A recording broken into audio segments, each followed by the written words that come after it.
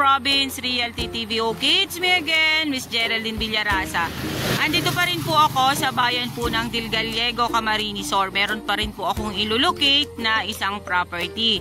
Siya naman po ay mahigit 3 hektarya.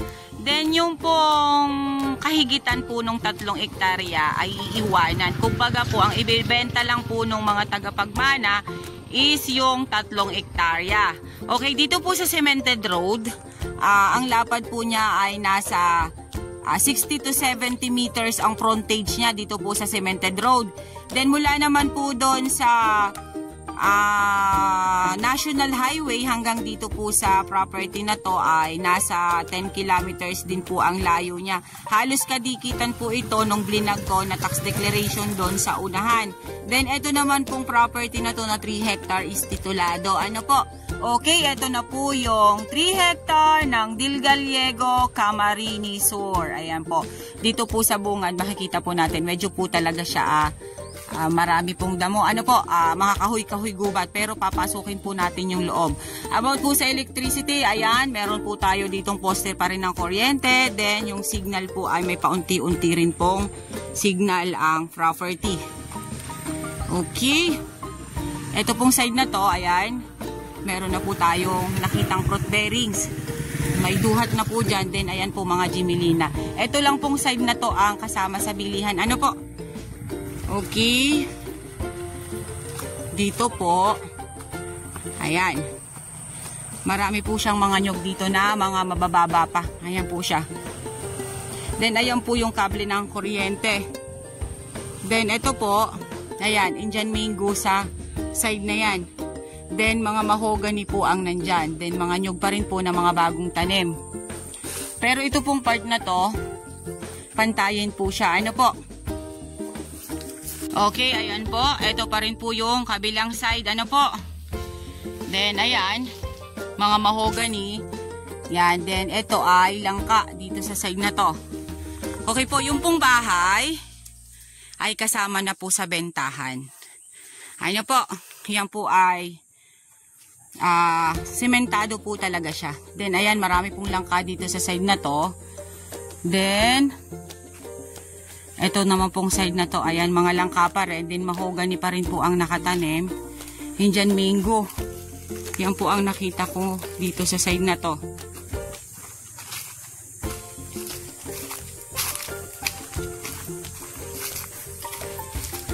Yan, Jimelina again.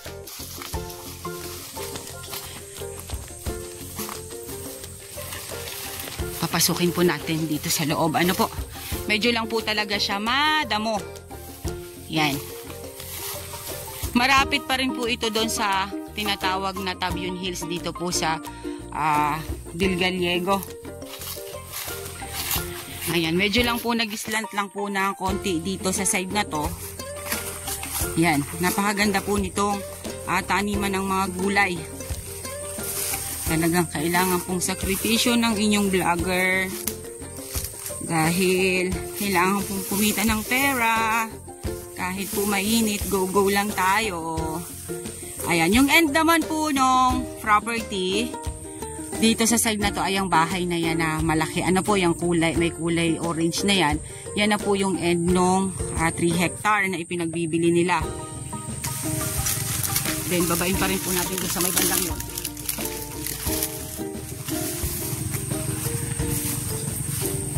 Yan.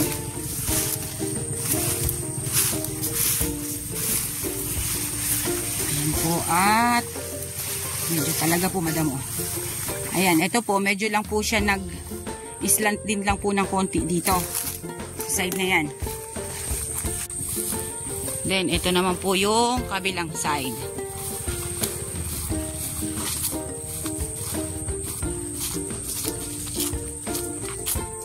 Ayan po siya.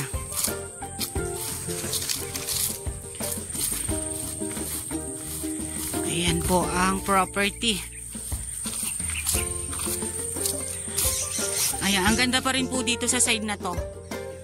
Nag-ano lang po siya ng konti. Nagpalusong lang po siya ng konting-konti lang naman po. Then dun po sa side na yun, maganda po dong paglagay ng bahay. Then ayun, ang laki po ng puno ng mahogany. Ayan po siya oh.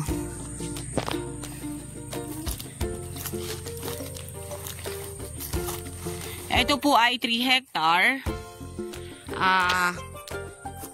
1.5 million nego. Negotiable pa po itong property na to mga ma'am sir. Ayan. Maganda pa rin po dito sa side na to.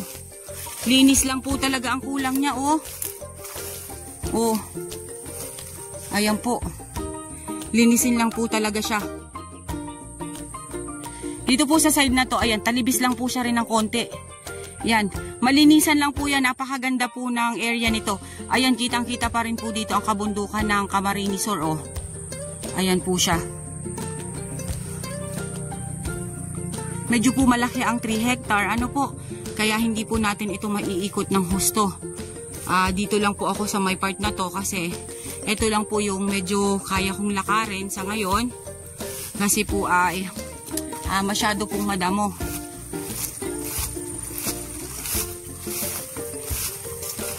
Ayan.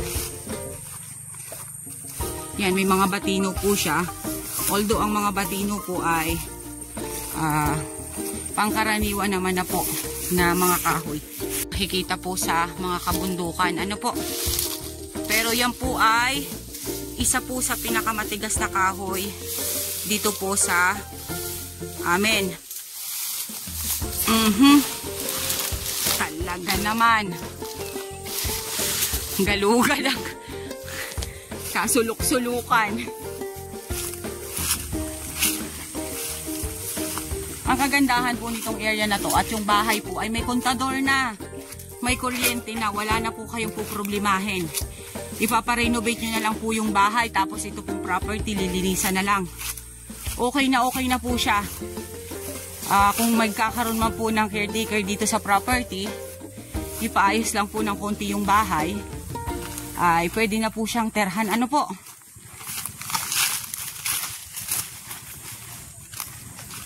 Ayan po, pwede po nating pasukin pala yung bahay. Ayan, sa kabito pa rin po yung sa may likod bahay. Yan, ayan po siya. Napabayaan na po talaga ng may-ari. Ito yung kanyang lababo. Yan. Then ito po yung likod ng bahay nila. Then ayan pa po. Halos magkakatabi po sila dito. Yung blinag ko rin po na tax declaration na 9 hectare po mahigit. Maghalos magkakatabi po sila. Ano po? Ayan, mayroon po ditong kaimito. Then ito langka again. Ayan. Then dito po sa side na to, pumantayin din po siya. Yan sa side na yan.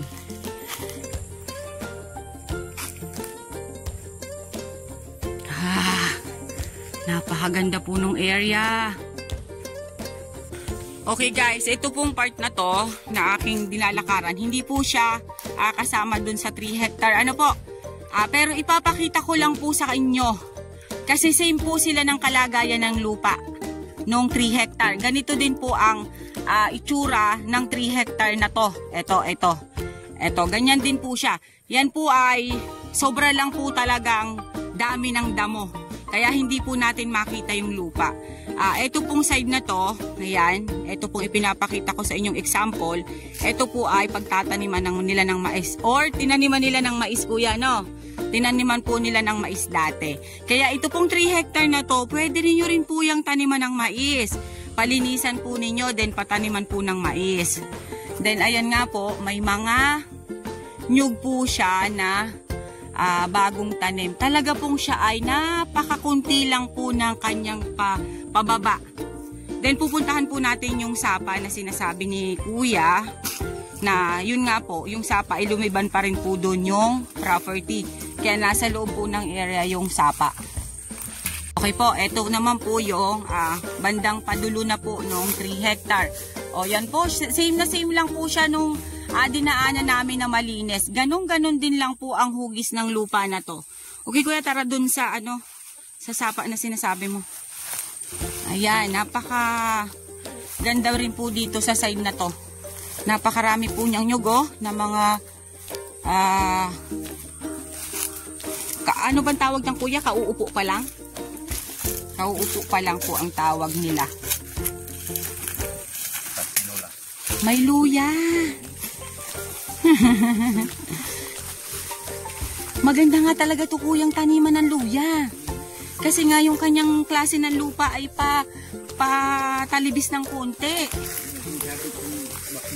Oo, hindi siya bakilid talaga. Tama-tama lang, taniman talaga. Ayan, may langka pa rin po dito, then batino, yung pa rin po, then santol. Ang pupuntahan po namin ni Kuya ay yung sapa. Gusto ko pong makita talaga yung sapa niya. Kasi sobra naman po kasing tag-init ngayon. Kaya talagang hindi naman tayo makakakuha ng tubig na malakas ngayon. Talaga naman halos isang taon baga tayong walang ulan. Ayan, ito pa rin po yung patapos na lang property ng 3 hectare. Kaya po medyo masukal na rin. Pupuntahan lang po talaga namin ni Kuya yung sapa. Ayan po, ito po yung rambutan. Dito naman po ito sa pinakang end na po ng area. Ano po? Then, ito na po ang sapa niya. Opo. Ayan po ang sapa niya. Medyo po talaga iga, pero may tubig-tubig din po siya. Kaya sabi ko po sa inyo na medyo po talaga inabot kami ng tag-init ng sobra. Kaya hindi po maganda ang daloy ng tubig sa sapa ngayon. Ayan, mabato po ang sapa niya. Kaya maganda po itong property na to. Ayan, may tubig din naman po siya. Then yung pong kabilang yan, lumiban pa rin po dyan ang property. Kasama pa rin po yan sa 3 hectare. Ano po? Ayan, mga kahoy gubat pa rin po ang nandiyan. Ayan, ito pong puno na to ay rambutan. Napakalaki pong puno ng rambutan. Then, yan nga po mga mahogany. Yung po ang nandito sa area. Okay guys, sabihin nyo na po ang property namin. Dito po ito sa Del Gallego, Camarines Sur. Nasa titulo po niya ay mahigit 3 hektarya. Ang ibebenta lang po ni seller ay 3 hectare. Then along Barangay Road po siya. Nasa 60 to 70 meters po ang frontage niya dito sa cemented road. Meron po siyang pakunti-kunti na signal ng telepono. At meron din po siyang electricity. Napakarami po niyang hardwood at napakarami po niyang fruit bearings. Then ang kalagayan naman po ng lupa niya ay pakunting islant lang po talaga siya. Ang ganda po nitong taniman ng luya, ng mga gulay. Napakaganda po nitong area. Then yung po nga may bahay po doon sa bungad.